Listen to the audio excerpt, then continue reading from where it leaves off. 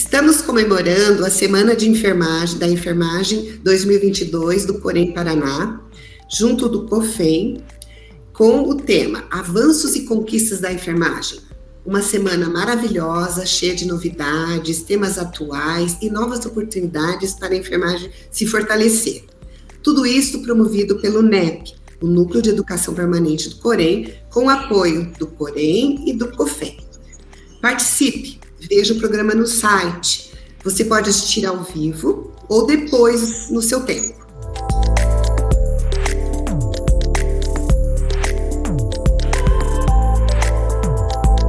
A primeira convidada que nós temos o prazer de ter conosco é a doutora Vivian Biazon El-Redá Feijó, que é doutora em enfermagem pela UEL e superintendente do Hospital Universitário da UEL.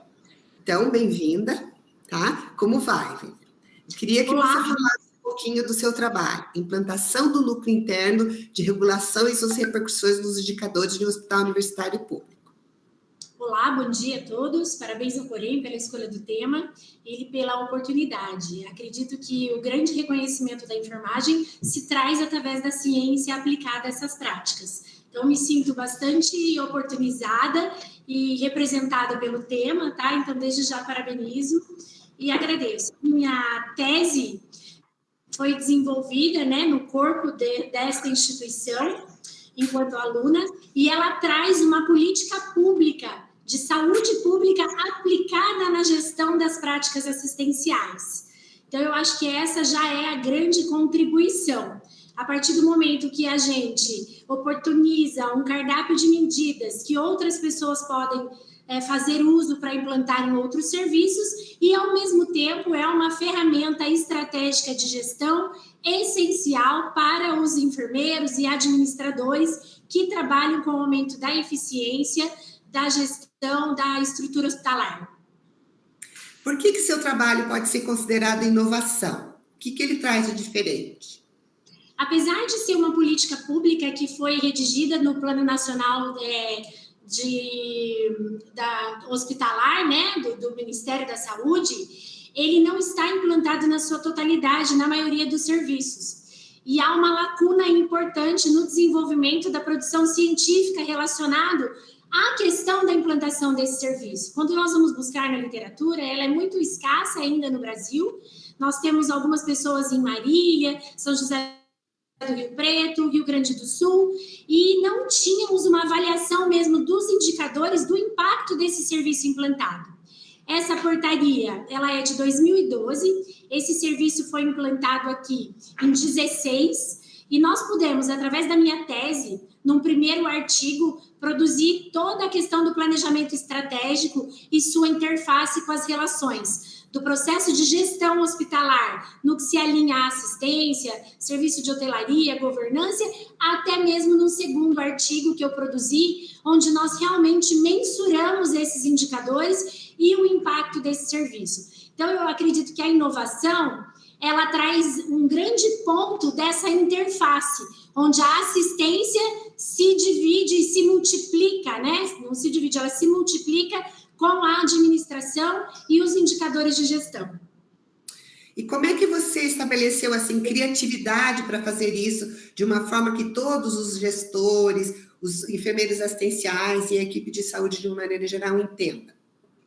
Eu acho que a grande criatividade é você trazer ferramentas da qualidade e da gestão para estruturar, né, estruturar o artigo da tese, o primeiro, de forma que qualquer pessoa que quiser implantar um núcleo interno de regulação nesse serviço pode usar como se fosse um guia.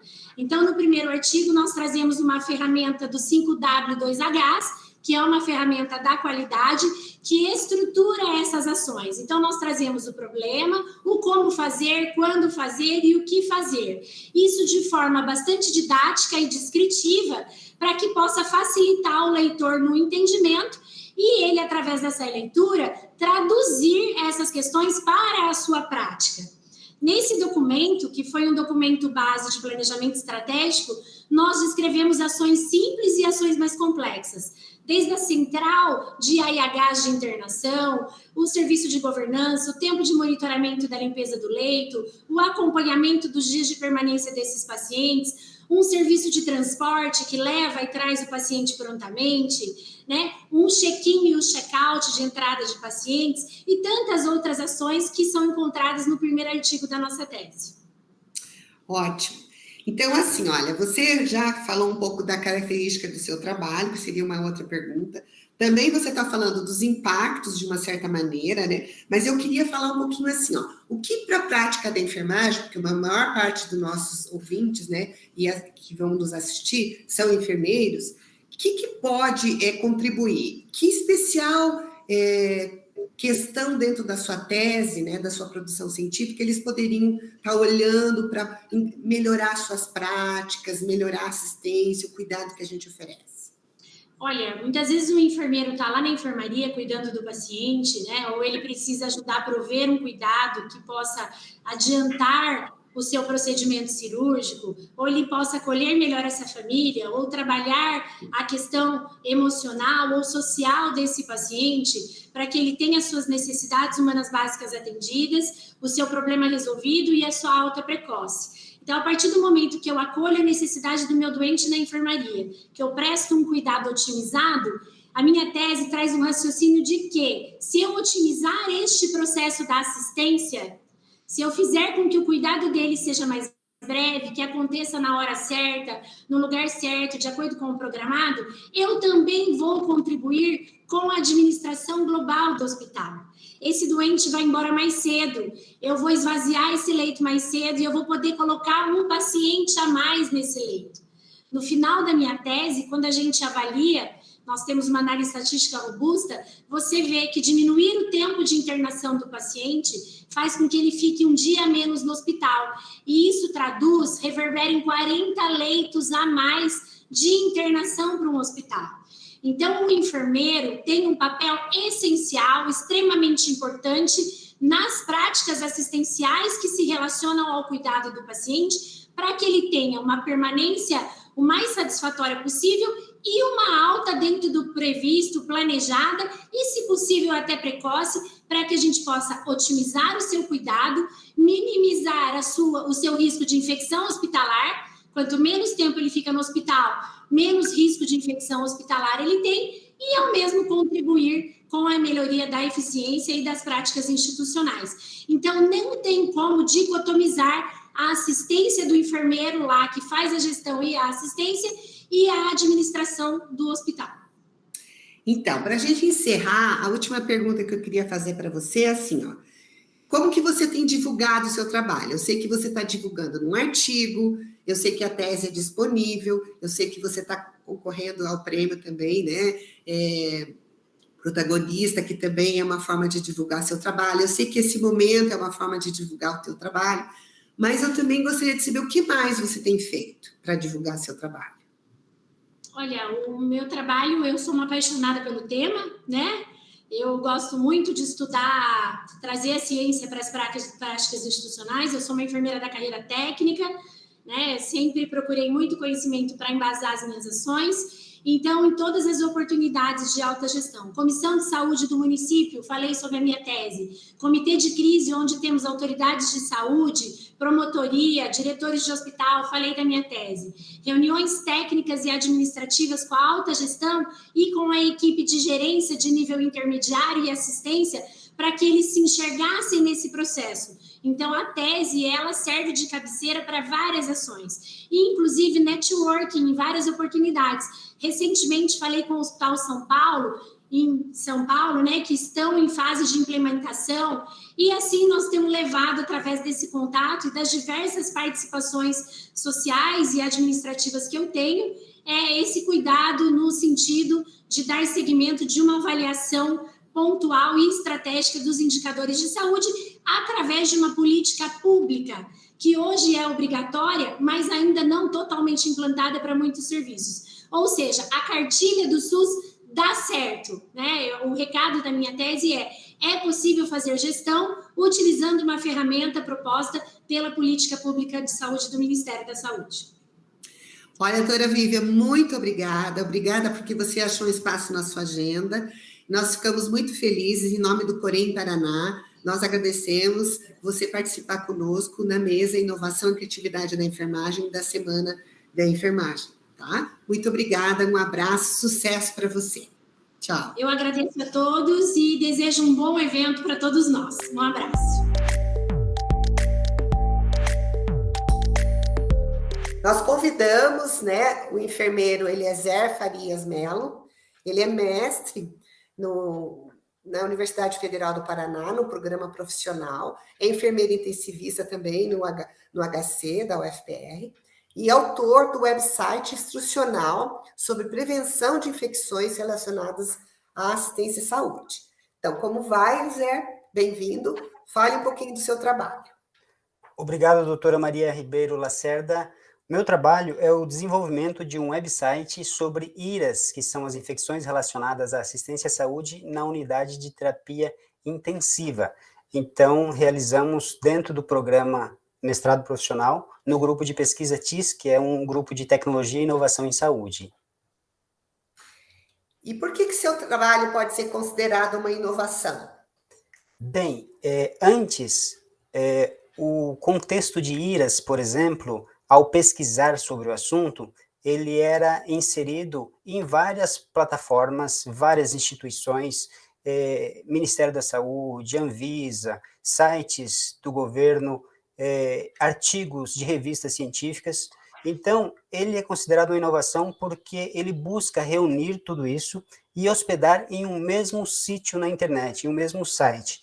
É o primeiro site exclusivamente sobre infecção relacionada à assistência à saúde. E ele foi construído dentro de uma plataforma inovadora, que é o WordPress, onde 60% de sites são construídos nessa plataforma, uma plataforma intuitiva, uma plataforma atual, que está em constante transformação, dinâmica. Então, por isso, certamente, ele pode ser considerado uma inovação. Além disso, é uma inovação incremental, porque ela incrementa mais atualização ali, é fundamentado na ciência, é com base na prática baseada em evidência. Então, nós preparamos o conteúdo através de textos, de vídeos, com base nas atualizações científicas, por isso, certamente é considerado uma inovação. Ele usa TIC, que é Tecnologia de Inovação e Comunicação, para comunicar, para ensinar, para transmitir o conteúdo de maneira intuitiva, de maneira amigável, com uma usabilidade muito fácil. E por que ele pode ser considerado criativo? O que tem diferente? Além de você ter dito que tudo está direcionado ali, o que tem de criativo? Por que você teve essa ideia? Então, eu considero criativo, primeiramente, porque foi desenvolvido por profissionais de enfermagem, por mim e por alguns colegas e professores. Somos profissionais, supostamente, que não temos conhecimento e domínio sobre criação de site, por exemplo. No entanto, constatou-se que isso é factível, nós precisamos nos apropriar disso, nós precisamos criar mais sobre isso e co-criar e nos envolver, porque cada vez mais a educação, o ensino está sendo mediado por tecnologia, por computador, por tablet, por smartphone. Então, é considerado uma inovação criativa. Além disso, ele pode ser também acessado rapidamente de qualquer parte do planeta ou de qualquer parte onde se fale uma língua portuguesa, e também é uma estratégia para fomentar, para divulgar e para ensinar sobre as IRAS e as respectivas medidas de prevenção dessas infecções relacionadas à assistência à saúde.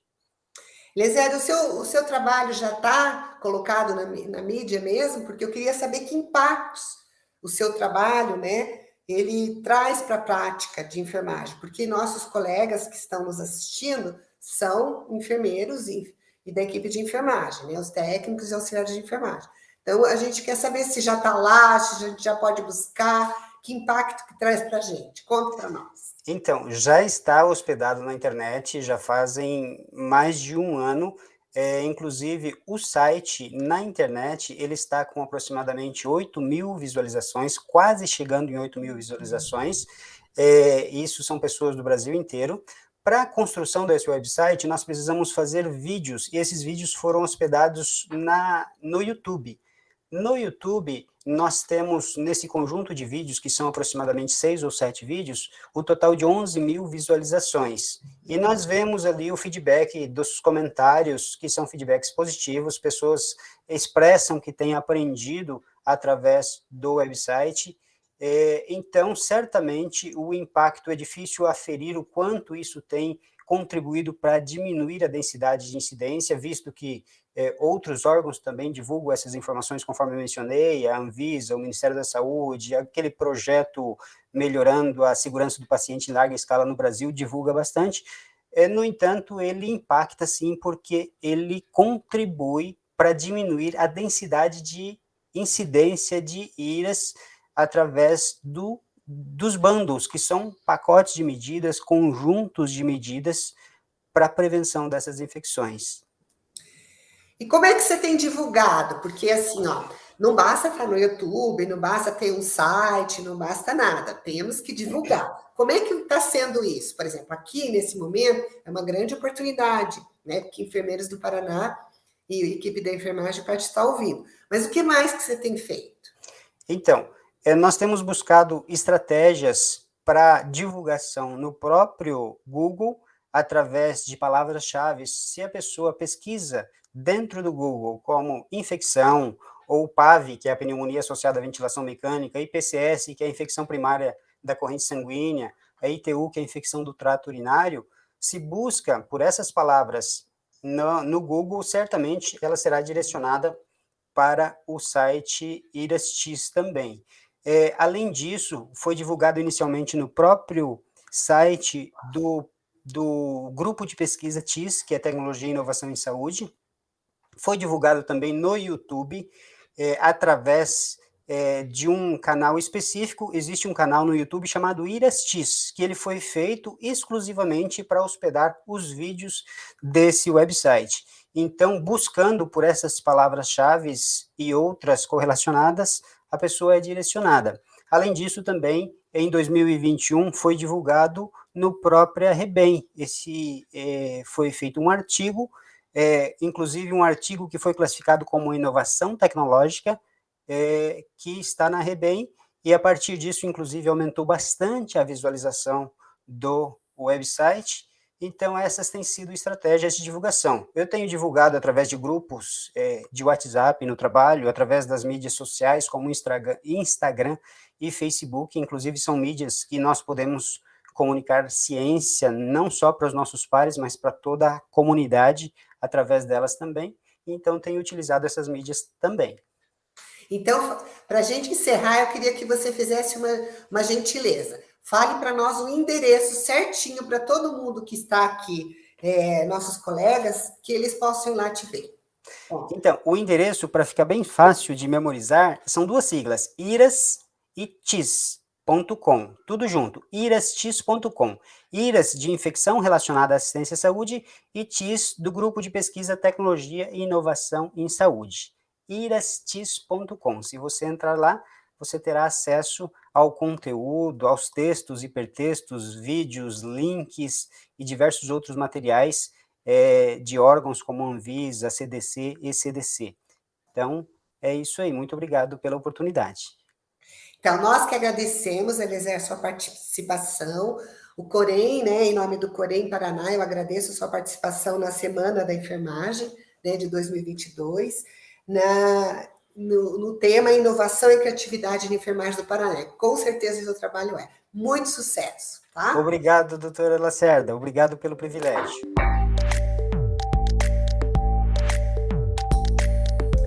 Nós estamos, né, com a enfermeira Tatiane dos Santos, mestre em enfermagem pelo mestrado profissional da Universidade Federal do Paraná, autora do trabalho Protocolo para o Uso Seguro de Medicamentos no serviço de transplante de medula óssea. Como vai, Tati? Olá, Fala um pouquinho do seu trabalho para nós. Bom dia, professora, tudo bem? Agradeço a oportunidade, agradeço a Semana de Enfermagem pelo convite, por estar expondo o meu trabalho. Meu trabalho foi elaborado dentro do Hospital de Clínicas, no serviço de transplante de medula óssea, com o objetivo de reduzir os erros relacionados à medicação. Como nós temos uma capela de fluxo no serviço, alguns erros, infelizmente, aconteciam. Foi feito um levantamento de dados e deu-se a ideia de elaborar o protocolo. E o que tem ele de inovação? Por que ele é inovador? O protocolo, ele pode se considerar inovador porque ele incorpora novos elementos a protocolos e rotinas que existiam anteriormente. Ele foi desenvolvido a partir do perfil farmacológico do serviço, junto com uma construção coletiva com os profissionais que atuam na prática medicamentosa, no campo de pesquisa. Muito interessante. E o que tem de criativo nisso? O protocolo ele tem foco em ações dos profissionais de enfermagem que atuam no serviço de transplante. Ele é apresentado de uma forma ilustrativa, que contempla várias ações iniciais para garantir o sucesso na terapia medicamentosa até a operacionalização da prática medicamentosa, garantindo todo o processo, desde a entrega da farmácia até o momento de administrar no paciente. E o que você pode dizer assim sobre as características disso? Já está implantado? Como é que as coisas estão? Então, ao considerar a classificação das tecnologias e protocolos assistenciais, esse trabalho se caracteriza como uma tecnologia leve e dura, que visa utilizar conhecimentos estruturados de uma forma impressa ou digital. Esse protocolo ele está disponível no serviço de forma impressa e também digital no nosso sistema do TMO. Ele trata-se de um protocolo que foi validado por um grupo de especialistas. Esse grupo de especialistas foi composto por 4 enfermeiros e um profissional farmacêutico, com direito de registro direito de registro autoral na Câmara Brasileira do Livro. O seu conteúdo está distribuído em 18 capítulos, num total de 209 páginas, que abordam assuntos desde cálculos de gotejamento, aspectos éticos relacionados ao preparo e administração de medicamentos, a rotina do setor, como que é feito a dispensação da farmácia, como que chega até o serviço, como que é feito após a entrada no serviço, incompatibilidade, e tem a parte de medicamentos também, que contempla, feito por tabelas. Cada tabela contempla o nome do medicamento, reações adversas, incompatibilidade, compatibilidade com o conector, reações adversas importantes que são reconhecidas pela equipe de enfermagem, que muitas vezes a gente não consegue, não tem acesso a um exame laboratorial mais específico. Então, ele abordou as reações que a equipe de enfermagem observa através de um dado vital, de alguma queixa do paciente, que pode ser relacionado à medicação.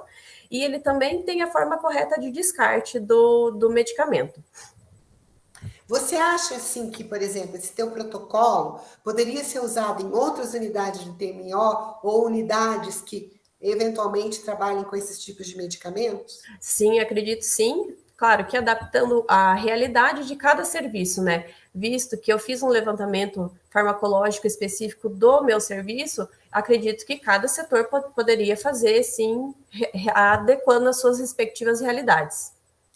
E como é que você está divulgando esse trabalho? Além de ter colocado lá, né, que você falou que ele é forma de, como se fosse um livro digital, né? Uhum. Como que você está divulgando?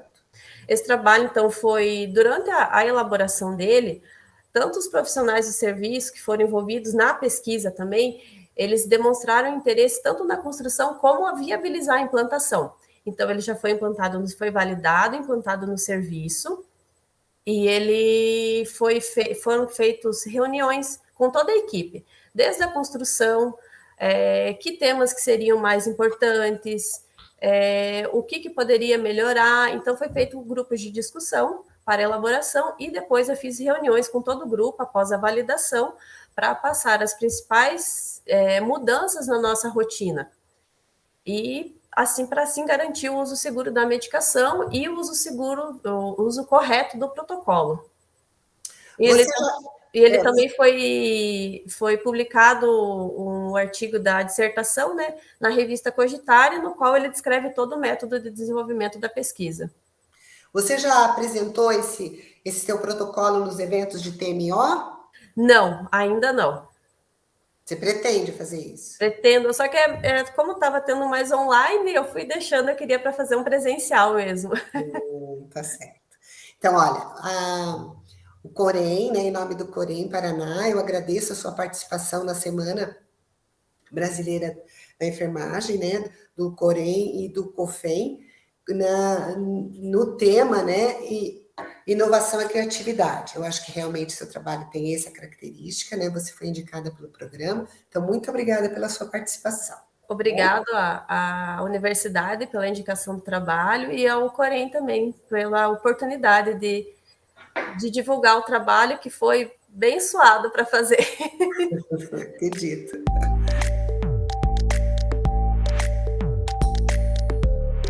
Estamos agora com a enfermeira Gisele Weisheimer, doutora pela Universidade Federal do Paraná, atua como enfermeira na UTI neonatal do complexo do Hospital de Clínicas da Universidade Federal do Paraná. A Gisele tem a tese Suporte Informacional às Famílias de Crianças com Autismo.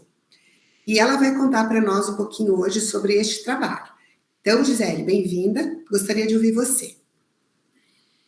Olá, obrigada pela oportunidade em estar falando sobre esse trabalho hoje aqui com vocês. É uma honra falar sobre ele.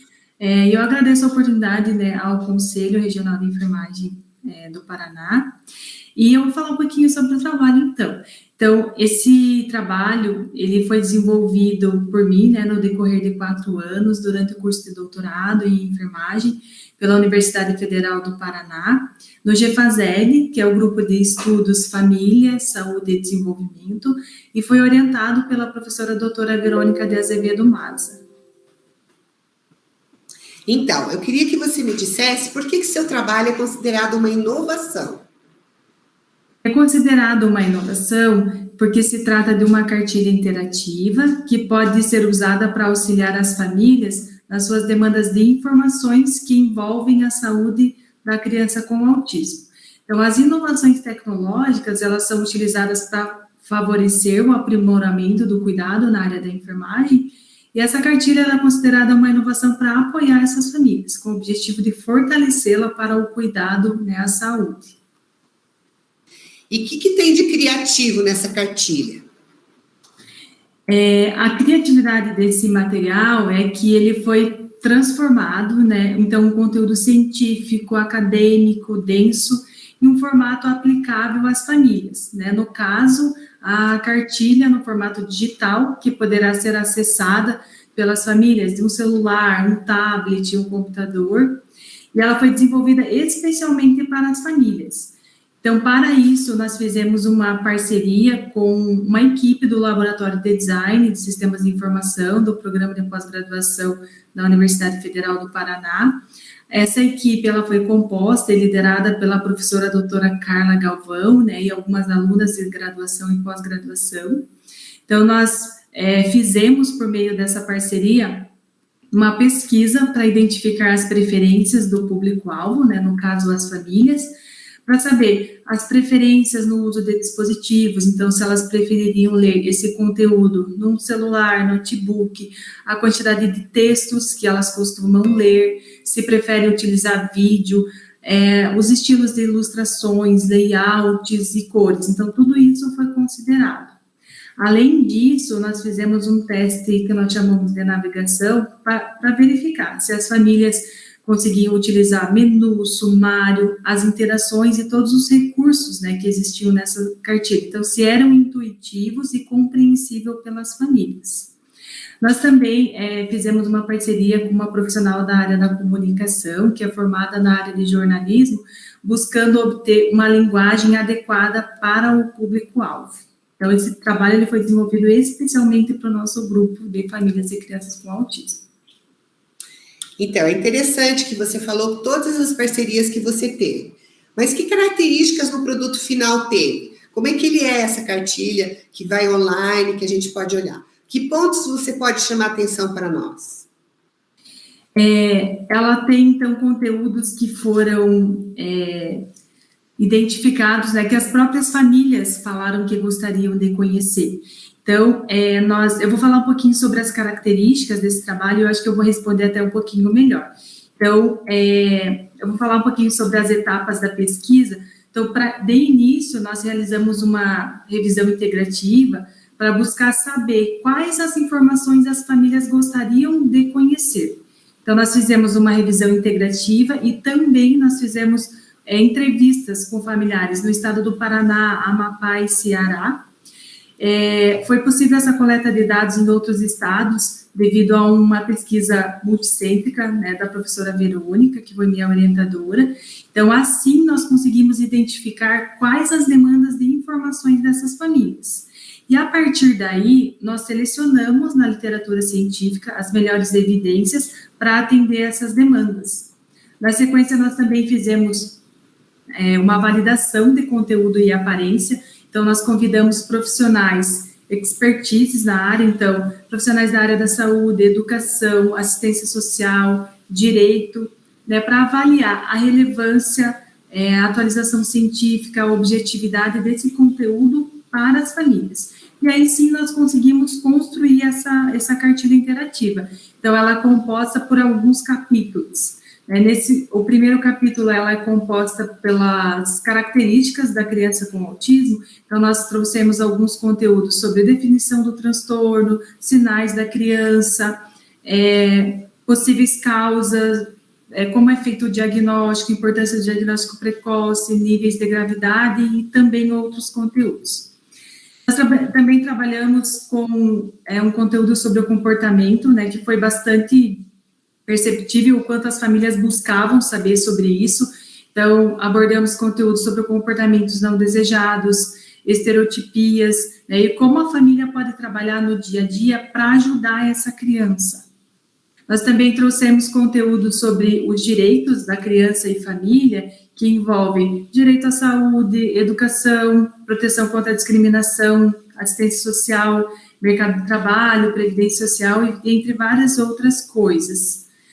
E uma das demandas, assim, das famílias também foram saber sobre algumas perspectivas futuras. Então, nós trazemos algumas informações sobre o desenvolvimento infantil e o que a família pode trabalhar no dia a dia pensando na vida futura. E nós também trabalhamos com o último capítulo, que é sobre compartilhamento de experiências e visões.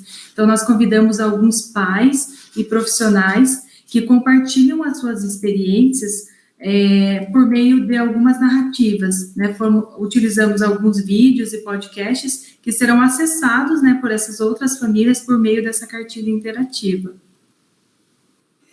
Mas muito interessante. Que impactos esse teu trabalho traz para a prática da enfermagem? Porque nossos ouvintes, que vão assistir nosso programa, são da prática da enfermagem. O que você pode dizer?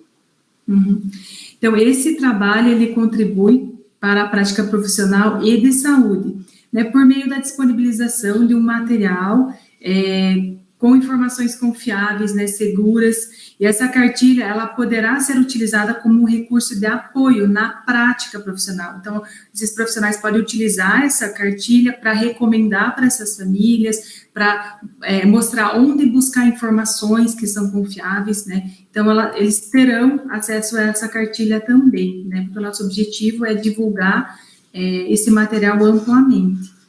E nós sabemos... Como é que você está fazendo isso? Como é que você está divulgando? Então, nós estamos em um processo de finalização da cartilha, algumas revisões finais ainda, e um dos locais que ela será divulgada será uma plataforma virtual da Escola de Saúde Pública do Paraná, e nós também teremos outros meios, então rede social, internet, nós buscaremos veicular o máximo possível esse material. Então, olha, muito obrigada pela apresentação do seu trabalho, sucesso para você, eu espero que realmente seja amplamente utilizado. Então, muito obrigada e um bom evento a todos.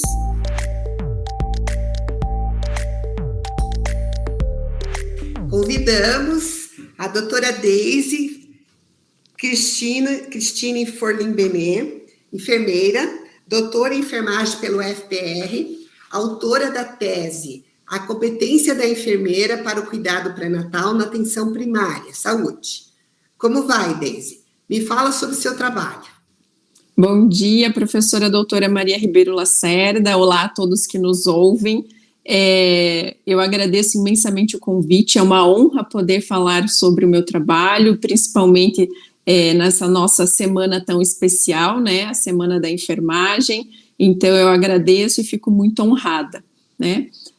Com relação ao meu trabalho, foi uma tese, né, que eu considero que teve um produto muito satisfatório, né. Nós conseguimos desenvolver, ver resultados na prática, né. Então, eu identifico que, com relação à inovação desse projeto, ele coaduna muito ao momento em que nós estávamos vivendo, principalmente a época da coleta dos dados, né, nós estávamos comemorando os 200 anos da enfermagem, né, o bicentenário da Florence, todo o nosso movimento do Nursing Now para o fortalecimento e valorização da profissão. Então, eu considero que, como um produto desse nosso trabalho, isso coaduna muito bem com toda essa movimentação global. E por que seu trabalho, assim, ele é criativo? O que ele trouxe de diferente? Bom, eu considero como um aspecto principalmente criativo foi o método utilizado, né? Nós utilizamos a pesquisação. A pesquisação, nós não temos participantes, nós temos atores, né? Então, as enfermeiras que participaram do estudo, elas tiveram um papel ativo durante todo esse processo, seja na parte do diagnóstico situacional, em que elas conseguiram visualizar como que era desenvolvida a sua prática, né, a partir disso fazer uma reflexão crítica sobre a sua própria realidade, sobre a sua prática, e a partir disso fazer a sugestão, né, de modificações, e que realmente, posteriormente, né, na segunda fase do trabalho, isso foi visto como uma implementação ativa na prática, né. Então, a forma como foi utilizada, a metodologia que foi utilizada, eu vejo que ela possibilitou tanto a identificação do problema, né, ou da realidade, mas com essa participação ativa das participantes, né, das enfermeiras envolvidas no processo, a gente consegue ver uma implementação, né? Não ficou apenas uma discussão, mas realmente houve uma incorporação à prática profissional. Então, me fala um pouco sobre o que é que foi incorporado na prática. Diz respeito ao que o seu trabalho? Então, como o trabalho ele é sobre competência de enfermeiras no cuidado pré-natal, né? Se a gente for olhar cuidado pré-natal, é uma temática que é bem batida, né? Mas mesmo assim a gente vê muitas lacunas, né? Muitas coisas que precisam ser aprimoradas. Então, abordando no âmbito da competência, a competência entendida enquanto um agir, né? Enquanto uma ação.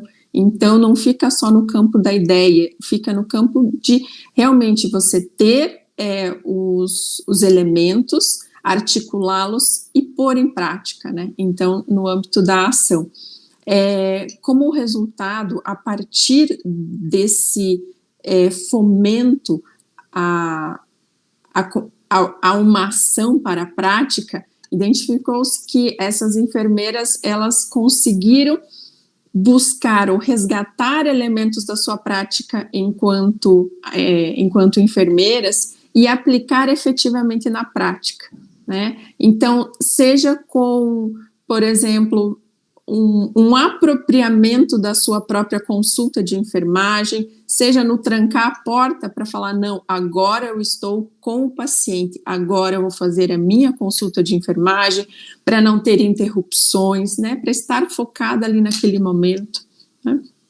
Aspectos que contribuíram para o fortalecimento delas enquanto enfermeiras, né, enquanto profissão, e a visibilidade delas entre si, né, entre a própria categoria, e também a visibilidade a partir da população, né, que vai identificando todos os aspectos que são abordados numa consulta, e a partir do momento em que a enfermeira ela consegue ficar ali inteira naquela consulta, a gestante, né, no caso, que era o foco, ela percebe isso, ela percebe que o profissional está ali para ela, né, não é apenas um protocolo.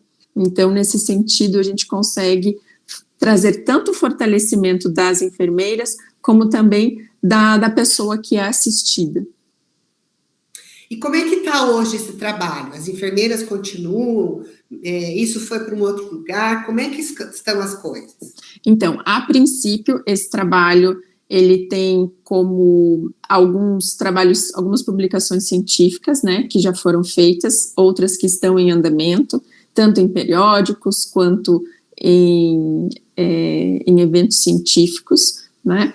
Nós temos programado um retorno a essa realidade, né, esse município onde foi desenvolvido o trabalho, para fazer uma verificação, né, trazer alguns resultados, né, efetivos e fazer essa constatação de se ainda perdura, né, porque após 3 meses ainda haviam modificações que estavam sendo implementadas, outras que já estavam consolidadas no serviço. Muito bom. Eu agradeço, né, você compartilhar o seu trabalho, falando da competência da enfermeira no cuidado pré-natal, na atenção primária, o Corém Paraná, né, no desenvolvimento da semana da enfermagem, agradece a sua participação. Tá?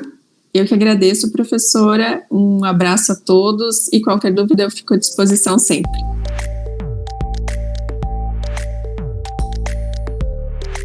Convidamos o enfermeiro Robson Giovanni Paes, mestre, né, em enfermagem pela Universidade Federal do Paraná, doutorando também em enfermagem nessa mesma universidade, na linha de políticas e práticas de saúde, educação e enfermagem, e vai, né, provavelmente terminar em 2024. Sim. Ele é autor do trabalho, na época do mestrado, da influência da literácia em saúde e do conhecimento e autogestão dos cuidados adultos de diabetes.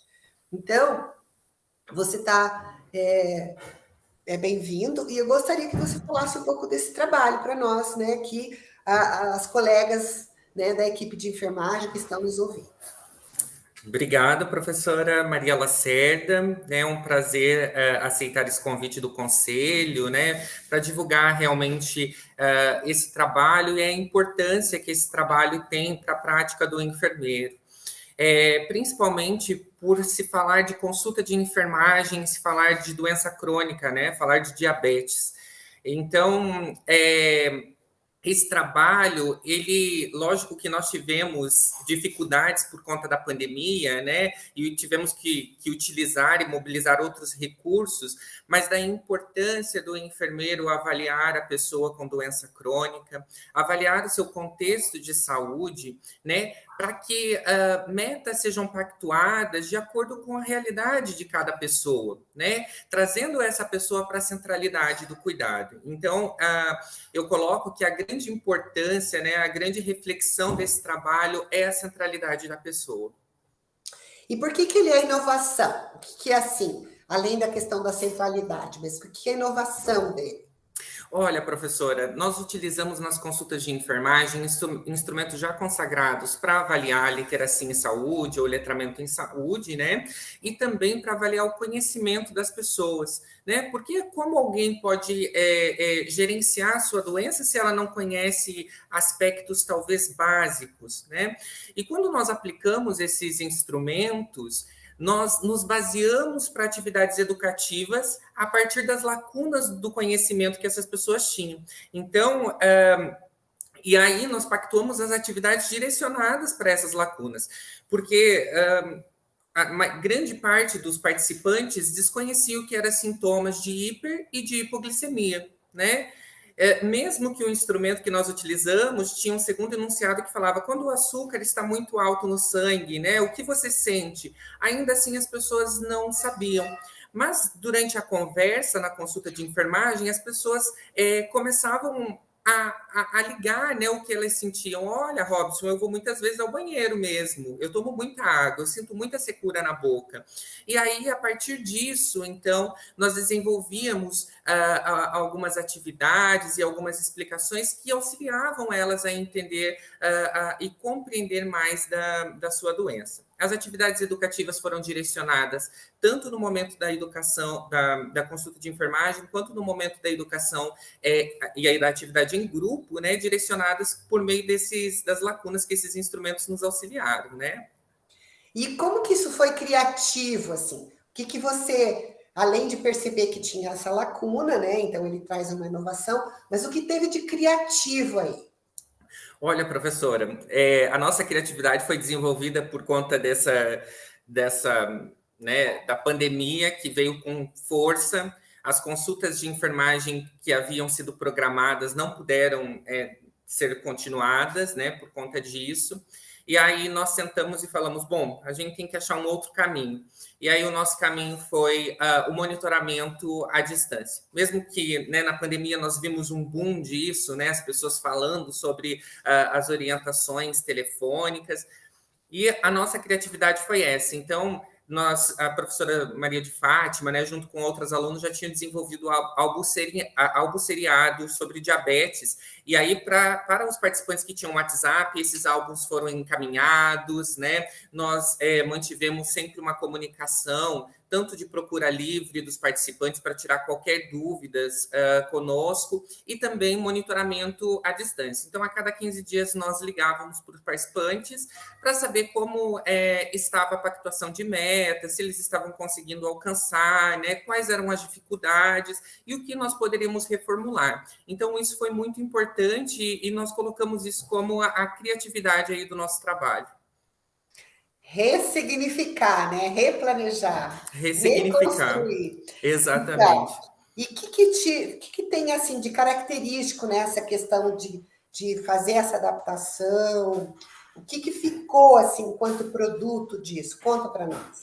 Olha, professora, a grande característica do nosso trabalho foi muito focada na consulta de enfermagem, né? E isso traz a importância do enfermeiro também. Lógico que nós, quando convidamos as pessoas a participarem da pesquisa, nós perguntávamos para ela se elas gostariam que a consulta fosse no domicílio ou a consulta fosse na unidade de saúde.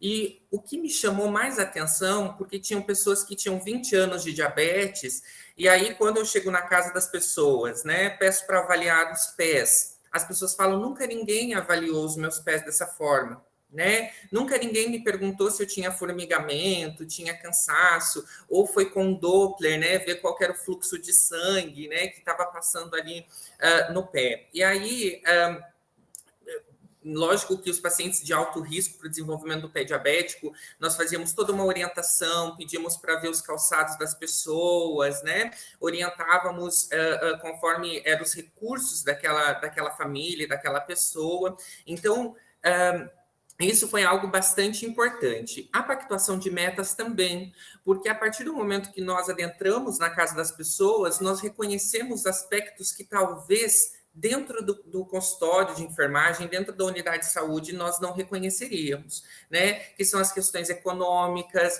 as questões da dificuldade do acesso, as coisas básicas mesmo, né, a nutrientes. Então, a partir do momento que eu olhava uma hemoglobina glicada de 15, né, e olhava o corpo de uma pessoa, né, brevilíneo, né, com um IMC de quase 40, se eu tivesse talvez no consultório, meu julgamento seria, né, olha, tem que emagrecer para controlar o diabetes. Mas quando eu adentro a casa das pessoas, eu vejo que o acesso a nutrientes não existe, né?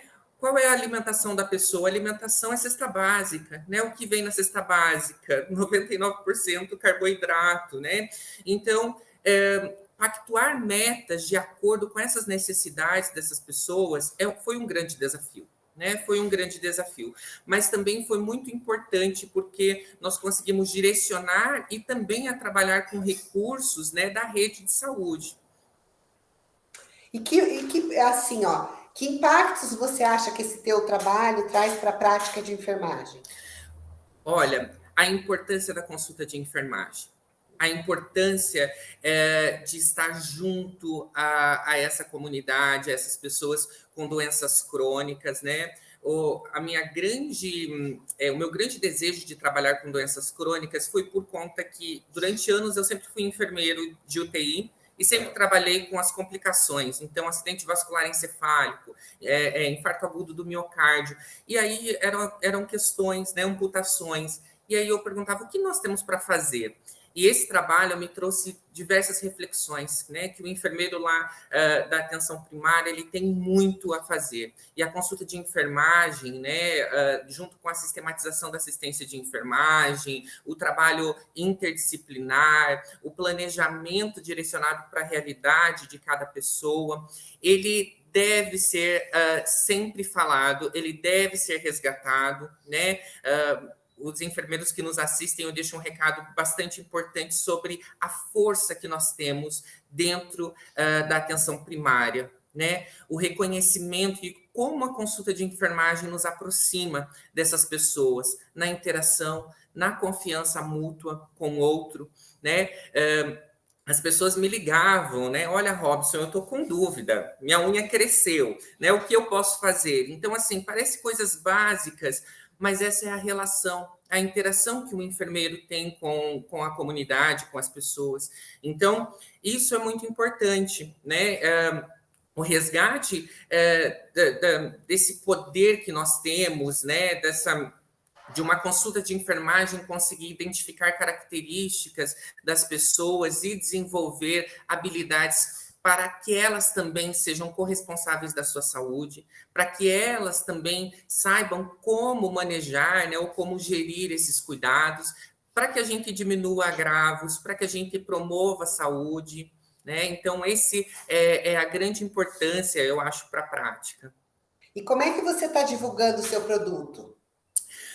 Nós divulgamos, então, nós tivemos um congresso de literacia em saúde o ano passado em Portugal, né? Nós apresentamos o trabalho lá também.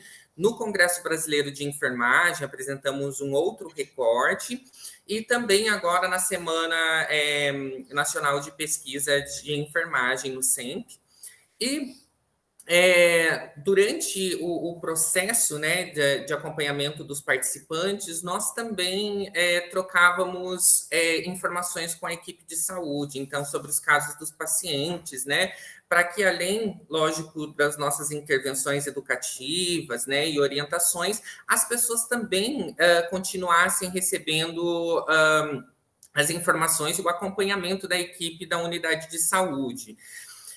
Atualmente, né, nós estamos conversando em contato com o pessoal da Secretaria de Saúde para tentar divulgar isso no meio de comunicação. Pode ser no site, né, de uma forma, lógico que nós precisamos descrever isso de uma forma mais coloquial, para que todas as pessoas entendam, né, a importância desse trabalho, ou até mesmo em divulgações de impressos, de circulares. Então, essa é uma negociação que nós estamos tendo com a Secretaria de Saúde e ainda, né, não achamos um ponto aí para divulgação, mas está nos nossos planos. Então, olha, muito obrigada, Robson, pela sua participação. Em nome do Conselho e da Semana, nós agradecemos muito, né, por partilhar conosco o seu trabalho. Tá? Eu quem agradeço ao NEP do Conselho Regional de Enfermagem do Paraná, né, e fico à disposição. Eu espero que, né, essa nossa conversa também traga reflexões para os enfermeiros da prática, né, sobre a importância do nosso papel e a importância da consulta de enfermagem. Muito obrigado.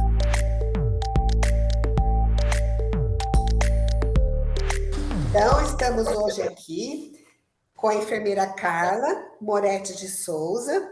Ela é uma mestre em enfermagem pela UEM e doutoranda também naquela mesma instituição. Ela vai falar hoje sobre o trabalho dela do mestrado, que é uma WebQuest como proposta didático-pedagógica. Então, como vai, Carla? Bem-vinda. e me fala do seu trabalho. Eu estou bem interessada em saber do que é essa WebQuest. Boa tarde, gostaria de agradecer o convite, é uma honra poder estar aqui com vocês. E poder falar um pouquinho desse trabalho, né, que para mim foi tão importante. Então, esse trabalho, decidimos criar ele porque a gente verificou uma carência sobre doação de órgãos. Então, ainda há muita recusa da população, ainda os profissionais precisam ser mais capacitados para poder tratar desse assunto tão sensível, né? Então, despertou esse desejo de fazer um trabalho voltado para os estudantes e até mesmo para a população. E por que ele é uma inovação, assim? O que ele traz de novo? Ele é inovador porque ele é o primeiro webquest desenvolvido para tratar sobre o assunto de doação de órgãos e tecidos. Então, ele é uma tecnologia educativa que ele vai ajudar na sensibilização da população e dos profissionais de enfermagem, porque ainda no Brasil ainda há uma grande recusa, e essa tecnologia educacional eu trago ela no formato online, que ela vai facilitar o acesso tanto dos profissionais quanto da população, para ter esse conhecimento. E me diz o que foi criativo aí? Acho que já fazer uma WebQuest já é criativo, mas conta aqui para todo mundo saber o que é WebQuest. Você está falando com a equipe de enfermagem do Paraná. Então, tem gente lá do bem longe que está ouvindo você. Conta para nós. A WebQuest, ela é uma tecnologia que foi criada em 1995. O que ela é? Ela é um recurso metodológico que ela insere diversas informações. Então, a gente consegue compilar tudo que é importante para essa temática. E ela tem o intuito de potencializar e melhorar o conhecimento de cada temática. No fim dessa WebQuest, a gente consegue colocar um quiz, a gente consegue colocar não uma prova, mas algo para verificar se esse conhecimento ele foi efetivo ou não. Então, é uma tecnologia educativa no qual compila todas as informações necessárias e embasadas cientificamente. E aonde a gente acha ela? Então, ela a gente colocou no formato online, né? Então, disponibilizamos em um link. A gente está no processo de publicação numa revista de enfermagem nacional.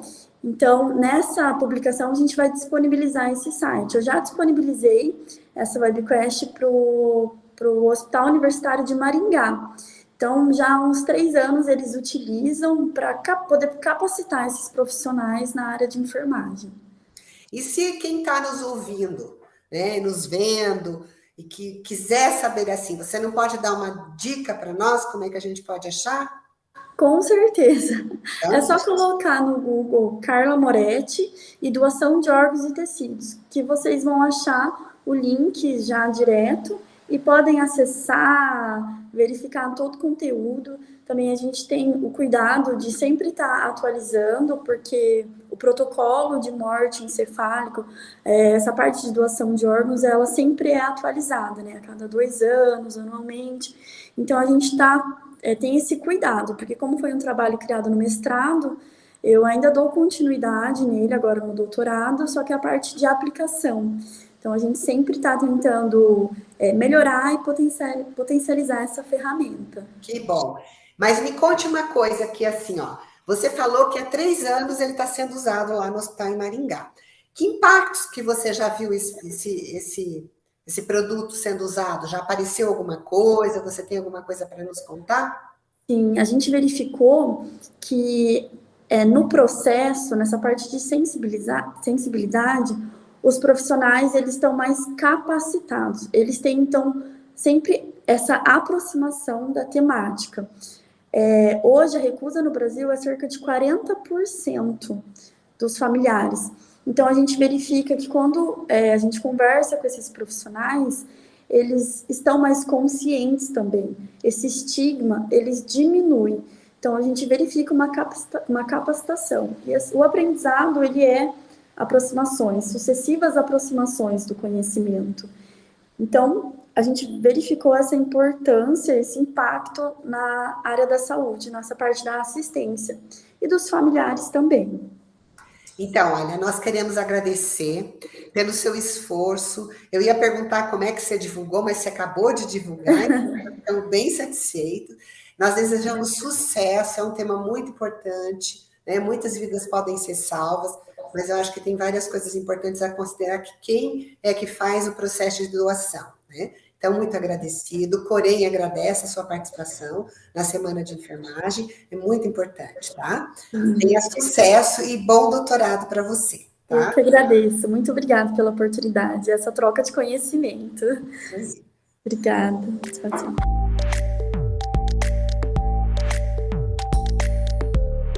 Nós convidamos a enfermeira Yara Sescon Nogueira, doutora em enfermagem pela Universidade Estadual de Maringá, e ela tem um trabalho que se chama Construção Participativa de Jogo Educativo de Prevenção de Quedas em Idosos. Ela vai explicar melhor para nós, vai falar o título completo.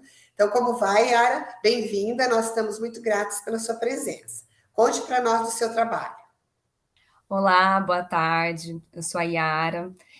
A minha pesquisa ela tem como título Pesquisação, Construção Participativa de um Jogo Educativo sobre Prevenção de Quedas em Idosos, enquanto um processo de educação em saúde e educação permanente em saúde, e foi desenvolvida aqui em Maringá, no estado do Paraná. Então, eu queria que você contasse para a gente por que o seu trabalho é uma inovação. Bom, o meu trabalho ele é uma inovação, porque essa inovação ela está na construção de um jogo educativo sobre prevenção de quedas em idosos, que foi feito de modo colaborativo e participativo por idosos e profissionais de saúde. Então, serviu como uma opção pedagógica de educação em saúde, ao mesmo tempo em que privilegiou um processo de educação permanente em saúde, transformando os saberes e fazeres nessa temática. E esse jogo, que é uma tecnologia educacional, fruto da minha tese, ele foi intitulado Prevenindo Quedas de Bem com a Vida, e foi desenvolvido utilizando a abordagem do Design Thinking, que é justamente uma abordagem de inovação que é baseada, então, no modelo mental para dar vida às ideias. Né? E esse uso, então, desse Design Thinking permitiu a gente elencar os problemas da realidade que são vivenciados na atenção primária, né? De acordo com as necessidades dos envolvidos e também de acordo com os recursos disponíveis. Para além disso, ele é uma inovação porque a gente verificou que escassas são as tecnologias educativas, principalmente em formato de jogos, e, sobretudo, com esse tema da prevenção de quedas em idosos da comunidade, né, e que ainda sirvam de apoio para essas práticas educativas, né, tanto de educação permanente em saúde, quanto de educação em saúde. Então, e o que teve aí de criativo? Acho que fazer um jogo não deve ser nada, né, menos que criativo. Conta para nós. Bom, então ele é criativo porque esse jogo ele foi desenvolvido a partir da realidade concreta, por meio de um levantamento que nós fizemos de ocorrência de quedas nos idosos da comunidade. Então, compreendendo essa realidade, iniciou-se, então, um levantamento de demandas educativas que iriam compor, então, né, que seriam os temas que iriam compor esse jogo sobre prevenção de quedas, né, e que foi, então, produzido, né, e apontado pelos próprios idosos e profissionais de saúde, membros de uma unidade básica de saúde. Né? Então, foi realizado o planejamento, a seleção das melhores ideias, a construção desse protótipo desse jogo, que foi adequado, validado, né, com profissionais de saúde e idosos. E esse jogo ele foi implementado na realidade, né, servindo como uma estratégia de educação permanente em saúde.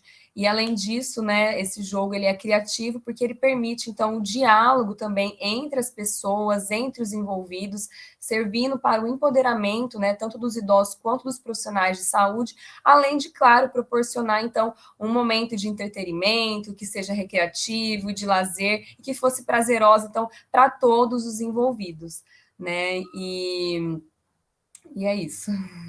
E como é que foi essa parte que você está contando assim, ó? Porque é uma das perguntas, eu tinha que perguntar sobre a característica, você já me disse. Mas eu queria saber também aonde que ele foi colocado, aonde que ele está sendo usado e que impacto que está acontecendo na realidade com esse uso. O que você tem ouvido, você tem acompanhado? Conta para a gente. Eu acho que todos os profissionais da equipe de saúde, né, de enfermagem, têm interesse em saber como é que pode usar, onde podem achar e como é que é.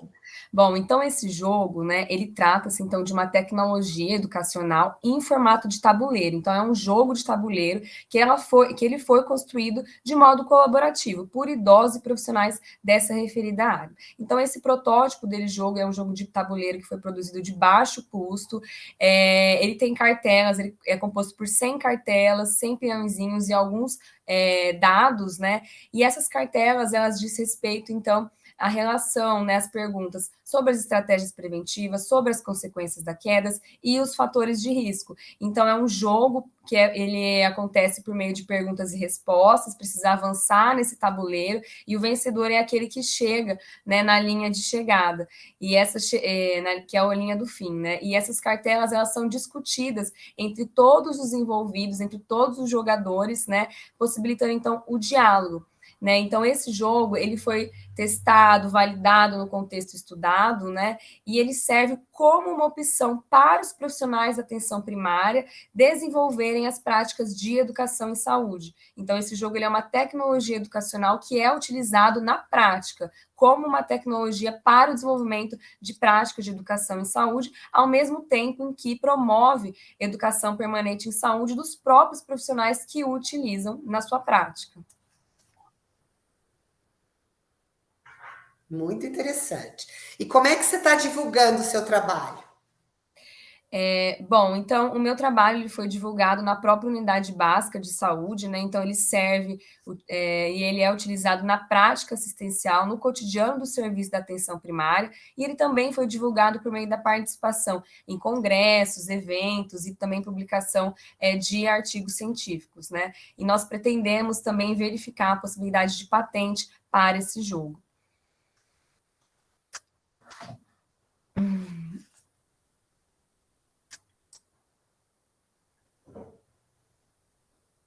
Muito bom. Eu agradeço muito a sua participação, Inhara, foi muito importante. Eu acho que é bem interessante o seu trabalho, está de parabéns. Espero que várias unidades possam utilizá-lo, né, que eles estejam disponíveis para desenvolver esses trabalhos, né, usando a sua tecnologia. O Conselho, né, do Paraná agradece a sua participação, tá? E muito sucesso para você, tá?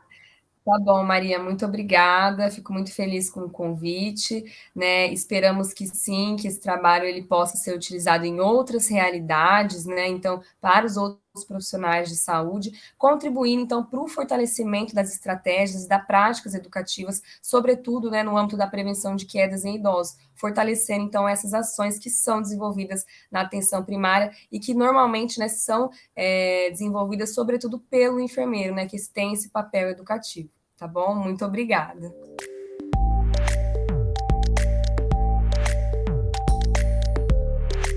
Convidamos a enfermeira Wanda Aparecida Tolari, mestre em enfermagem pelo mestrado profissional da Universidade Federal do Paraná. É uma enfermeira que trabalha no ambulatório hemato-onco adulto do Hospital de Clínicas, né? E teve como trabalho, produto do seu mestrado, um aplicativo guia para a manutenção do potencial doador pediátrico. Oi, Wanda, como vai? Me fala do seu trabalho. Bem, obrigada.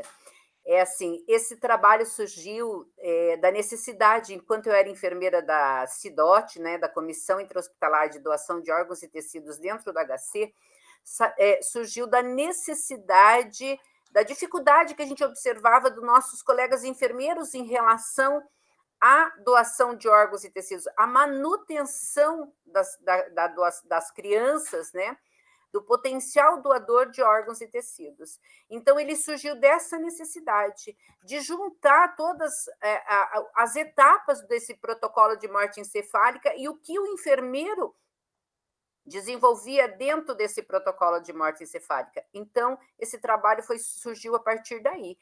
como manter uma criança, um potencial doador em morte encefálica, visando manter a viabilidade dos órgãos e tecidos passíveis de doação para a transplantação. Porque, enquanto enfermeiras, nós acompanhávamos as doações, também as retiradas dentro do centro cirúrgico, e a gente via que, se a manutenção não fosse adequada, esses órgãos não eram viáveis para transplantação. Então, esse trabalho surgiu dessa necessidade, do que nós observamos, e do que a gente conversava com os colegas também, entendeu?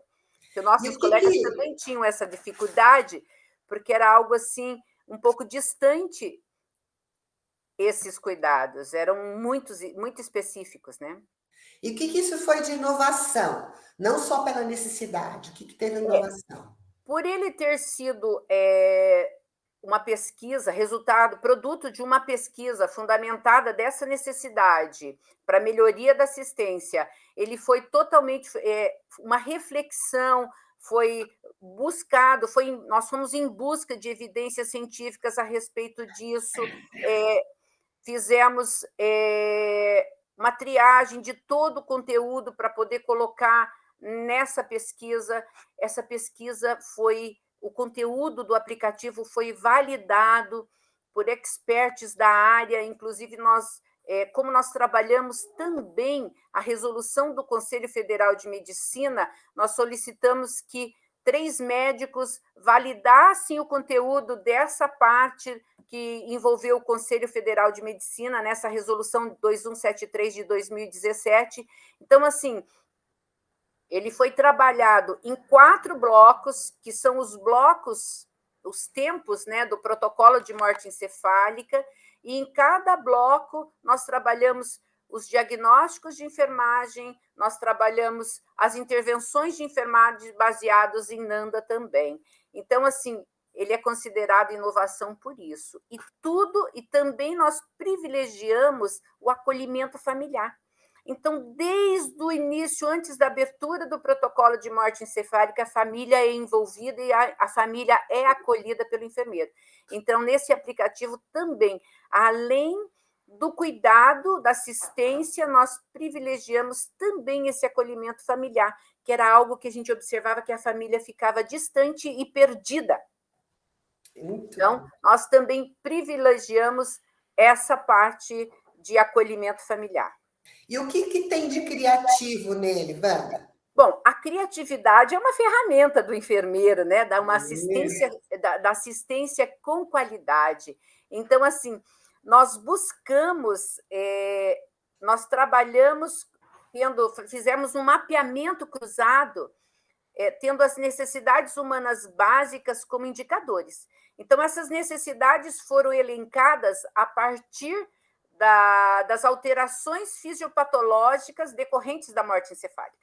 E a partir das necessidades humanas básicas que nós elencamos, nós fomos buscar em NANDA os diagnósticos de enfermagem e as intervenções de enfermagem. E também nesse aplicativo nós temos assim toda a fundamentação científica de cada coisa. Então, cada passo, cada diagnóstico, cada intervenção tem a sua justificativa na fundamentação científica. Então, a criatividade foi isso. E também ele leva, né, ele busca, ele desenvolve o raciocínio no enfermeiro, o raciocínio clínico no enfermeiro, ele ajuda o enfermeiro na gestão do cuidado, na criança em suspeita e no potencial doador.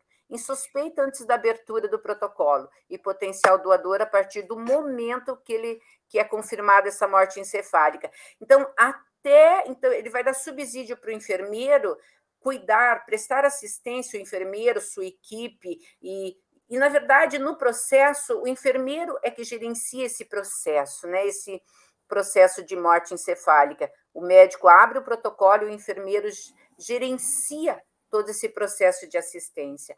Então, ele dá esse respaldo técnico, científico para o enfermeiro, no diagnóstico de enfermagem, na assistência de enfermagem e, inclusive, na orientação à sua equipe. E tudo isso com viabilizando, né, com a visão holística no receptor, porque você tem que pensar no receptor. Então, você tem que viabilizar os órgãos, trabalhar para viabilizar os órgãos para o receptor. Então, se trabalha não só no potencial doador, na criança que está doando, mas visando a criança doadora, a criança receptora e os familiares, né? Você acha que, por exemplo, Wanda, esse tipo de aplicativo, guia que você trouxe em termos pediátricos, ele pode ser adaptado para adulto? Sim, porque os cuidados, as alterações fisiopatológicas são iguais, tanto na criança quanto adulto, né? Nós trabalhamos na parte pediátrica, porque foi o campo que nós escolhemos. Mas na central, né? Na Central Estadual de Transplante, eles utilizam ele também no adulto, porque nós colocamos os parâmetros, você vê, a escala de Glasgow, porque a gente tem que fazer essa avaliação, no aplicativo tem a pediátrica e adulta, porque a criança vai até 18 anos, entendeu? Verdade. Então, são parâmetros, como ele é extremamente abrangente, né? Ele está sendo utilizado também para adulto. E me conte essa experiência dele estar sendo usado pela Central de Transplante no Estado. Ele foi, nós fomos até a Central, né, eu e minha orientadora, e apresentamos para os membros da Central Estadual de Transplante, médicos e enfermeiros, e fizemos a doação para a Central. Tanto que ele está na página da Paraná Transplante, né, e para o pessoal utilizar à vontade. Então, ele foi doado. É um aplicativo que ele está na versão iOS, na versão Android, está disponível gratuitamente na página da Paraná Transplante. E eles estão utilizando esse aplicativo. Assim, a gente não conseguiu fazer a avaliação dessa usabilidade, né? A gente não teve, no mestrado, a gente não teve pernas, mas é uma coisa que seria interessante avaliar a usabilidade desse aplicativo. E eu sei, assim, que eu converso de vez em quando com a enfermeira, que é responsável lá pela parte de educação continuada, e ela diz que eles realmente estão utilizando, porque ele guia o enfermeiro em todas as etapas, né? E como é que você está divulgando também ele? Nossa, a divulgação foi feita, tanto que ele foi convidado para ser lançado no Congresso Brasileiro de Transplantes pela BTO. Então, em 2019, o 16º Congresso Brasileiro, nós fomos até Campinas, fomos convidados para ir a Campinas para fazer o lançamento desse aplicativo. Aí, posteriormente, nós fomos escolhidos também para ir para o Sebensenf, né? No 22º Conselho Brasileiro dos Conselhos de Enfermagem.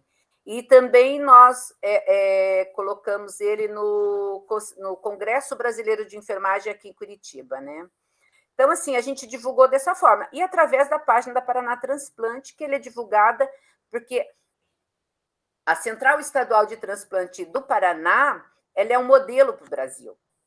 E ela divulga toda a parte de assistência, ela divulga para o Brasil inteiro.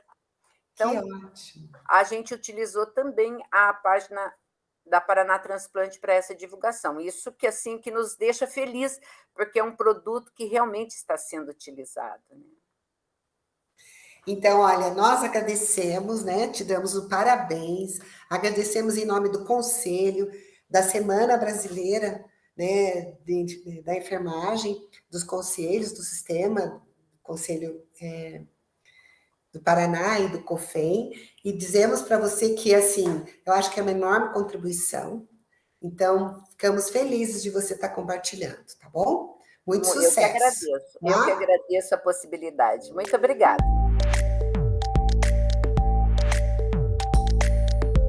Então, nós estamos aqui, né, com o enfermeiro Leonel Alves do Nascimento.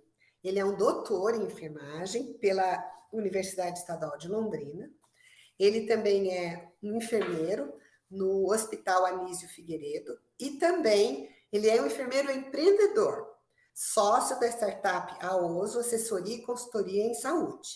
E ele vai falar especialmente para nós hoje sobre a elaboração e validação da proposição do diagnóstico de enfermagem de sede perioperatória. Então, como Valion, né, eu espero que esteja bem, e quero que você fale um pouco do seu trabalho.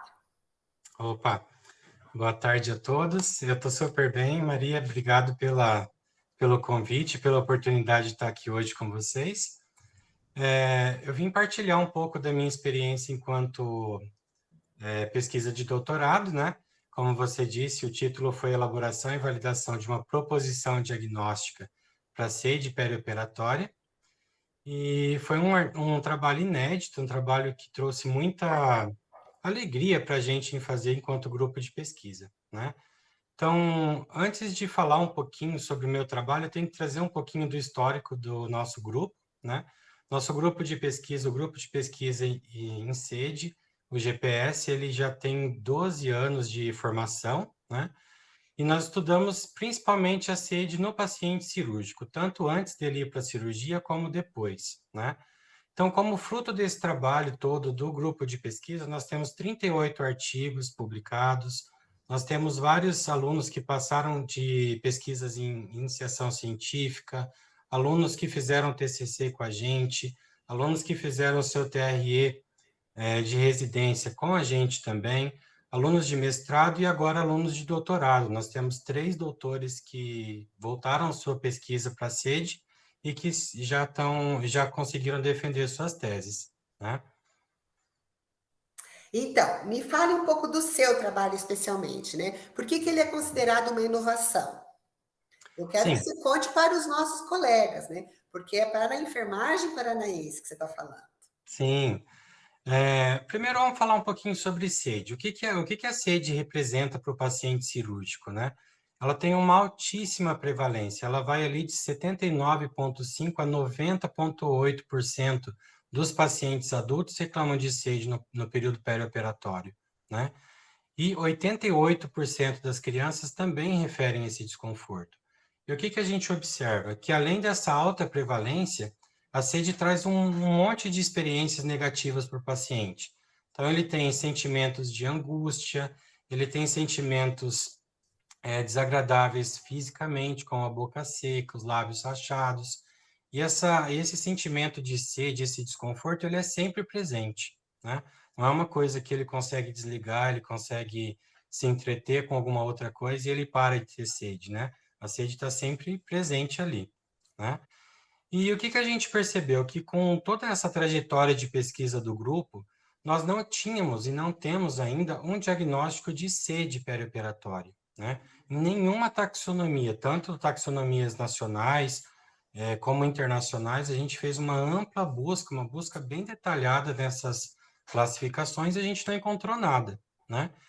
E aí veio a grande questão da minha pesquisa, a minha tese de doutorado, que foi onde eu defendi a tese que existe um grupo de indicadores clínicos, fatores etiológicos, que são representativos do fenômeno da sede perioperatória, né?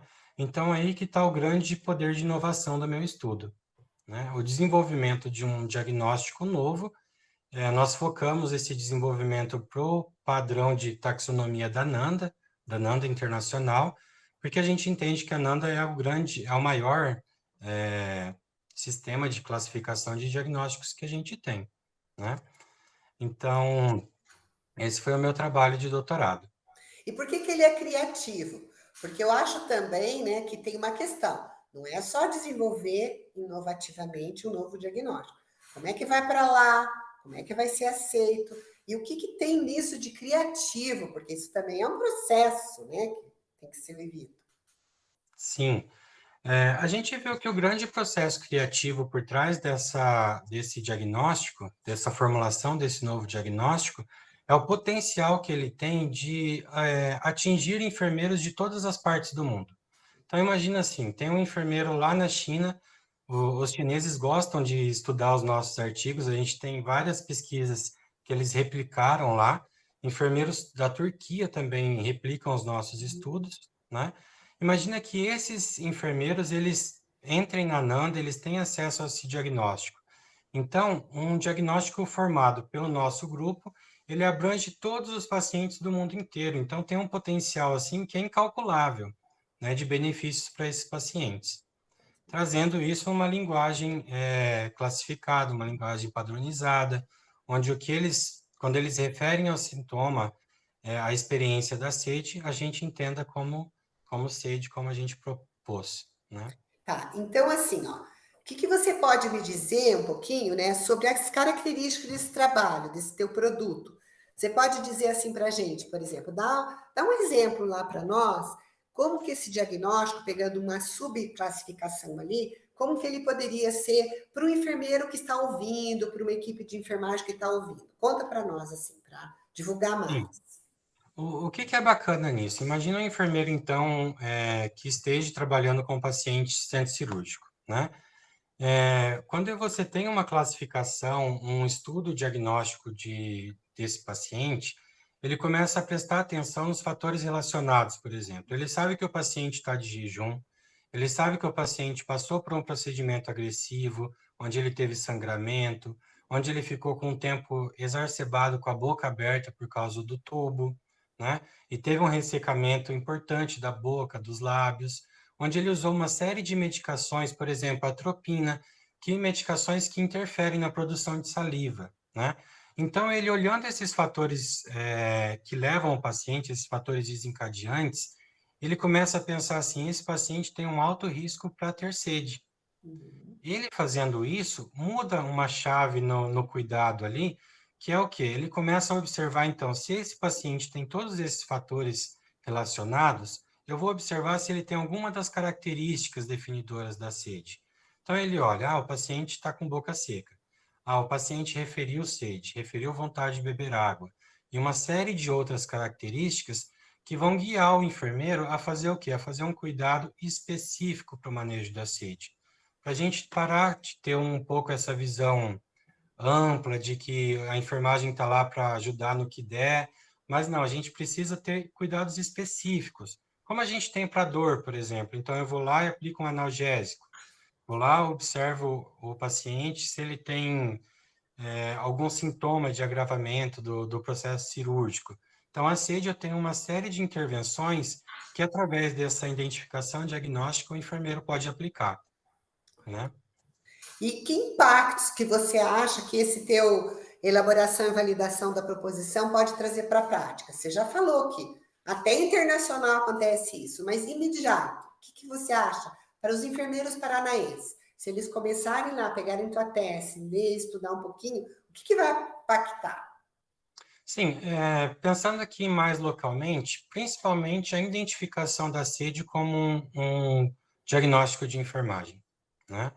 Ele identificando que a sede é um diagnóstico de enfermagem, ele é passível de uma resolução por ações de enfermagem, ele consegue mudar a prática dele, né? Então, inúmeros pacientes sofrem com uma sede, muitos profissionais ainda têm uma visão assim, que a sede, ela é um preço que o paciente tem que pagar. O próprio paciente acha isso. Ele foi orientado lá no pré-operatório que ele não pode beber de forma alguma água, porque ele vai vomitar, daí ele pode até morrer. Então, ele não vai beber e ele não vai falar para você que está com sede também, né? Então, uma mudança desse comportamento, uma mudança desse conhecimento, desse mito que a gente tem, né? Esse eu acredito que seja uma dos impactos assim mais locais e mais rápidos que a gente tem, né? É lógico que incorporando o diagnóstico na taxonomia da ANANDA, isso abre um leque de possibilidades muito grande, né? Então, assim, tanto essa questão internacional de todos os enfermeiros terem acesso a esse diagnóstico, você começa a ter também repercussões nos outros sistemas de classificação, como a NOC, a NIC, né? Isso é uma coisa bem interessante. Fora, professora Lacerda, assim, os impactos que a gente tem no ensino, né? Imagina as academias ensinando os jovens enfermeiros que eles precisam identificar a sede, que eles podem ver o paciente de uma forma mais ampla e focada nesse diagnóstico, né? A minha tese também também é uma possibilidade de, como que eu posso te dizer, como uma base, uma estrutura para que outras formulações diagnósticas apareçam, né? Então, a gente tem uma parte metodológica bem interessante, Nós temos um grupo, até em reuniões da NANDA, o Brasil é muito forte na questão do diagnóstico de enfermagem, tanto na proposição como avaliação e validação de estruturas diagnósticas, né?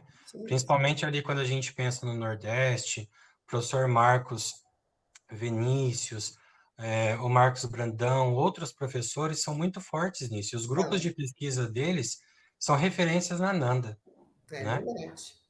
Então, e vocês mostraram esse trabalho para eles, né? O senhor Marcos Brandão é muito interessante. O professor Marcos Vinícius, da Universidade do Ceará, ele foi meu co-orientador. Né? Uma coisa bacana no nosso grupo é que a gente entende bastante de sede, né? Nós somos especialistas nisso, mas nós não somos especialistas em diagnósticos ou formulações, ou como validar um diagnóstico novo, né? E a gente tem uma tranquilidade muito, muito boa, assim, de reconhecer isso e buscar parcerias sólidas, né?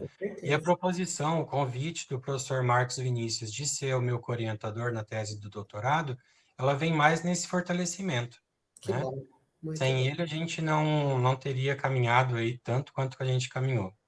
Né? Então, assim, ó, para a gente encerrar, eu queria perguntar para você assim, como que você divulgou o seu trabalho? Como está divulgando? Sim, olha, são várias frentes, né?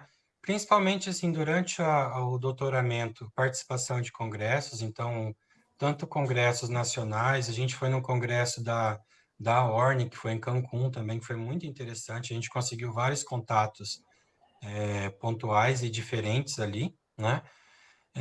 Tivemos a publicação, a minha tese, ela originou 3 artigos, 2 artigos já foram publicados. O primeiro, da análise de conceito do diagnóstico, foi publicado na Rebem.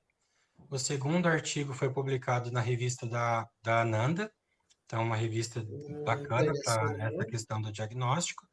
E o terceiro artigo que originou da minha tese, ele está em processo de análise da revista da AORN, que é a Associação dos Enfermeiros Norte-Americanos, de Enfermeiros de Centro Cirúrgico. Certo. Né? Fora isso, a gente tem também uma participação ativa nas redes sociais, então, colocando informes, colocando resultados de pesquisa.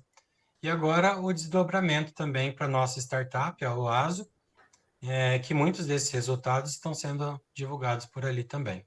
Então, tá bom. Leonel, olha, eu agradeço muito, em nome do Conselho, né, da Semana Brasileira de Enfermagem, aqui, da Semana de Enfermagem, nós agradecemos muito a tua participação, tá? E desejamos muito sucesso, tá? Opa.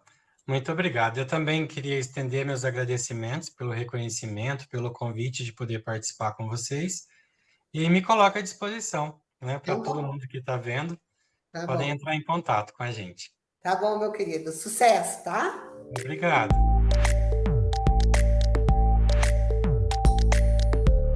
Convidamos a enfermeira Ana Carolina Souza Lima, mestre em enfermagem pelo Programa de Enfermagem da UEL e doutoranda também dessa mesma instituição. Ela vai estar compartilhando conosco o seu trabalho chamado Validação de Tecnologia Educacional em Saúde para pessoas vivendo com HIV. Então, Ana, bem-vinda. Né? Obrigada, professora. Quero que você fale um pouco do seu trabalho. Boa tarde a todos. O meu trabalho, né, como a professora falou, ele foi uma validação de uma tecnologia educacional, que ele é chamado Material Educativo sobre HIV. Esse material ele foi desenvolvido pela necessidade evidenciada no serviço de atendimento a esse público. Né? Esse material ele foi desenvolvido pela minha orientadora, a professora doutora Juscelena Kirbaui, e foi patenteado pela UEL no ano de 2020, e eu validei essa tecnologia, né, durante o meu mestrado, que ocorreu durante 2020 e 2021. Essa tecnologia, ela é um material impresso em material plástico, né, impresso em 3D, ele é composto por várias peças que demonstram a corrente sanguínea, os linfócitos TCD4, os vírus HIV resistente, o HIV normal, né? Ele também tem uma representação dos medicamentos, né, dos antirretrovirais utilizados no tratamento e também uma representação da ação dos antirretrovirais. Então, a partir do uso desse material, geralmente com educação e saúde no serviço, né, mas isso pode ser aplicado em qualquer local ou instituição, nós vamos explicando o ciclo natural do HIV, como que ocorre, né, a carga viral indetectável, como que ocorre também a falha virológica, né, onde o vírus pode se tornar resistente, como ocorre todo esse processo do tratamento também da pessoa que vive com HIV. Então, dentro disso, também a gente utiliza as peças para explicar os exames de carga viral, para eles entenderem o que é o linfócito TCD4, o que ele faz no nosso organismo, o porquê ele é tão importante, né? Então, isso facilita, ele é um método facilitador para demonstrar o que a gente está explicando e para fazer uma interação entre o profissional e o usuário. Então, esse trabalho, né, que você está contando, que foi feito pela sua orientadora, ele é super inovador e criativo. Isso. Mas você está fazendo a validação disso, também tem um monte de significado. Eu queria que você me contasse por que isso é uma inovação e também é criativo. Porque a gente sabe que tem muitos trabalhos que são elaborados, mas não são validados. E daí a gente não tem clareza e certeza da sua importância, etc. Então, conta para nós, porque aqui a Enfermagem Paranaense está te ouvindo.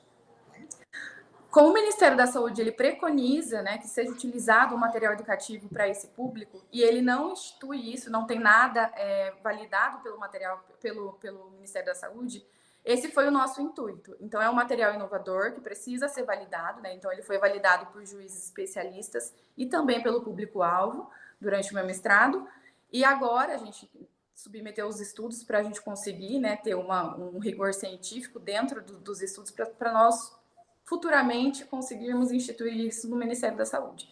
Então, essa inovação ela é importante nesse sentido. Então, como não existe material com o intuito de demonstração e interação com o público, essa é a inovação do nosso material e a importância que ele tem, porque nós vemos o quanto isso gera resultado durante a consulta de enfermagem, por exemplo. Então, que características tem quando a gente faz esse tipo de validação? Como que você pode dizer assim, a partir desse produto já elaborado, agora você foi validar, que características tem nisso? Para as pessoas entenderem.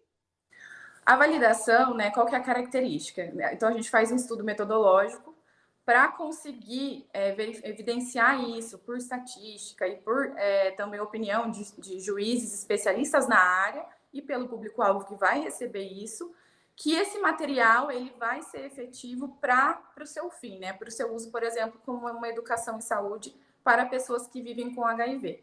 Então, foi avaliado todos os critérios do material, desde a aparência do material, desde o conteúdo que a gente pode utilizar, né, com esse material. Então, são esses critérios que a gente avalia para conseguir trazer esse rigor metodológico para o material e validar ele para conseguir utilizar ele no serviço. Veja, eu faço essa pergunta para você, sabe, Ana, porque assim, ó, eu sou da área do cuidado domiciliar. E muitas enfermeiras, na prática, elas dizem que fazem gambiarra, quando, na verdade, elas estão desenvolvendo tecnologias. Exato. E as tecnologias através de criatividade e fazendo excelentes coisas.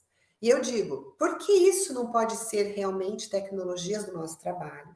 E que elas precisam ser descritas, explicadas e validadas, para dar rigor científico e dizer que nós estamos fazendo também desenvolvimento de conhecimento. Por isso que eu estou te perguntando tanto isso.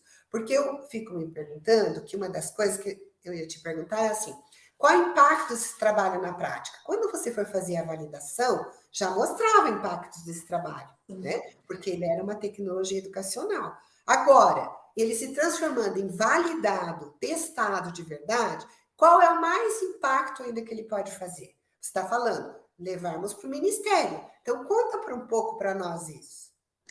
Em relação ao impacto, né, nós já havíamos evidenciado, então, por isso que ele foi desenvolvido, teve um protótipo, depois chegou no resultado final e ainda depois da validação nós tivemos algumas alterações, né, devido às sugestões de juízes. Mas esse impacto, ele é muito importante exatamente como eu falei anteriormente. Como não há material, então o nosso objetivo final após publicar esse estudo é enviar isso para o Ministério da Saúde e fazer todo o trâmite para a gente conseguir incluir isso como um material preconizado pelo Ministério da Saúde. Então, isso tem todos os editais, né, que a gente precisa participar. Então, para isso, primeiramente, precisamos publicar. Mas o impacto que nós vemos, né, nós temos vários projetos com esse público, então, ou com foco em falha virológica, por exemplo, pessoas que estão em abandono, e esse material ele é utilizado em todos esses momentos no serviço especializado. Então, se faz a consulta de enfermagem, nós temos uma equipe com estagiários, com enfermeiros, agora a gente está ampliando a equipe para nutrição, medicina, isso tudo dentro do nosso projeto, né? E nós fazemos essas consultas para conseguir fazer essa vinculação e a retenção desse indivíduo no serviço. Então, esse é o ponto mais importante, porque durante a vinculação e a retenção são os momentos de maior perda que a gente tem desse público. Então, nós precisamos trabalhar principalmente nesse momento e também um local muito importante que eu evidenciei quando eu estava em estágio também, né, em docência, foi no diagnóstico, porque o diagnóstico em si, ele tem muito estigma, muito preconceito, né, já enraizado de toda essa cultura que vem do HIV. Então, isso é muito importante, porque isso é um choque para ele, mas ele precisa entender, por um modo fácil, que o material ele facilita isso, que se ele manter o tratamento, ele pode entrar em carga viral e ele nunca vai desenvolver uma AIDS, por exemplo, e vai viver muito bem, melhor que pessoas que não vivem com o vírus, né? Eu sempre falo isso. Então, hoje, tem estudos que comprovam isso, e ele também, como ele vai estar indetectável, ele também não vai transmitir. Então, esse é o impacto. O resultado que nós vemos é a adesão do nosso paciente no tratamento, é a continuação, é ele voltar para o serviço, nos buscar. Então, isso mostra o quanto que isso gera vínculo, isso gera interação. Nós vemos isso nas consultas, pessoas que viviam com carga viral indetectável há mais de 30 anos e não sabiam que não transmitiam, não sabiam a importância do tratamento e entenderam isso com o nosso material. Então, esse é o impacto que nós queremos fazer no Brasil e, quem sabe, no mundo. Olha, Ana, eu agradeço muito a sua participação. Acho que é muito importante isso que você está apresentando, né? O Corém agradece mesmo, né, a sua participação na Semana de Enfermagem.